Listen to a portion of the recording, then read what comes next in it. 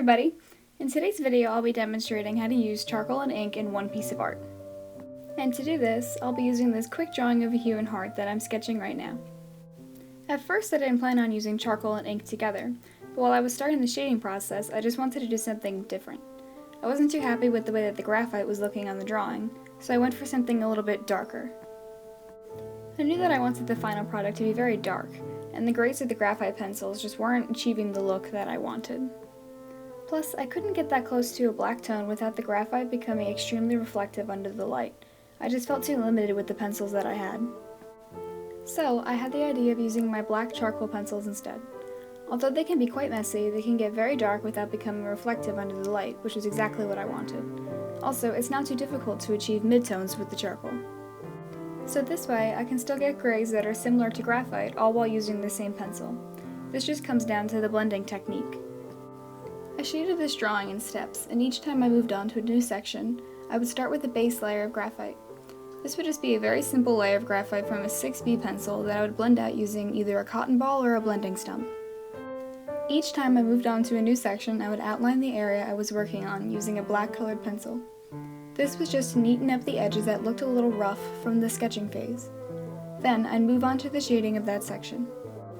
I knew that I wanted to use hatching and cross-hatching as the main way of shading, but I couldn't get the tip of my charcoal pencil to be sharp enough.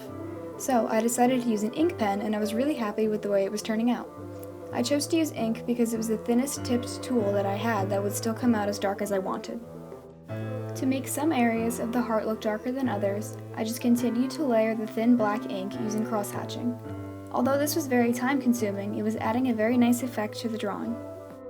I also used a brush-tipped marker to quickly cover the areas of the heart that would be solid black.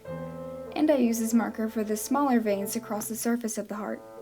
On the darkest areas, I would go straight in with the charcoal, skipping the initial step of using graphite as the first layer.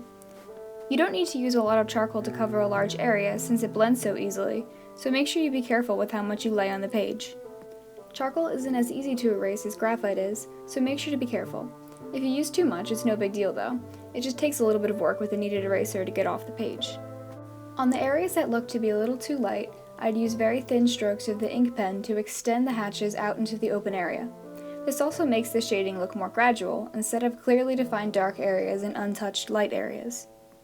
The veins were a little bit of a challenge, since I wanted them to stand out from the rest of the heart, while still having some dimension to them.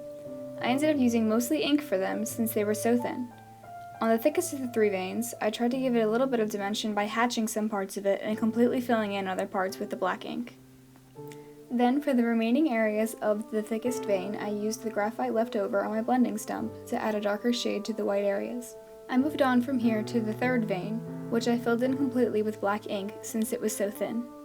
Next, I moved on to the last and largest section of the heart. I began by outlining the area with the black colored pencil, then I went in with my charcoal pencil. I went straight for the darkest areas and used my blending stump to pull some of the charcoal up into the lighter area of the heart, which created a gray gradient. I had to use more than one layer of charcoal, and it took a while to blend it out in a way that I liked. After I finished with the charcoal, I used the ink pen to cross-hatch over top of all the charcoal I had just laid down, and I extended out some of the hatches the same way that I did previously. For the background, I used a solid piece of charcoal instead of a pencil. I cross-hatched it all the way around the heart, and I blended it out with a cotton ball. This was meant to look very scratchy and messy. I finished up the drawing by using the brush tip marker to quickly outline the entire heart with a thick black line. I really enjoyed working with the ink and charcoal, and I think the two medias worked very well together. I hope this video helped you with your knowledge of the two. So thank you guys so much for watching, and I'll see you next time.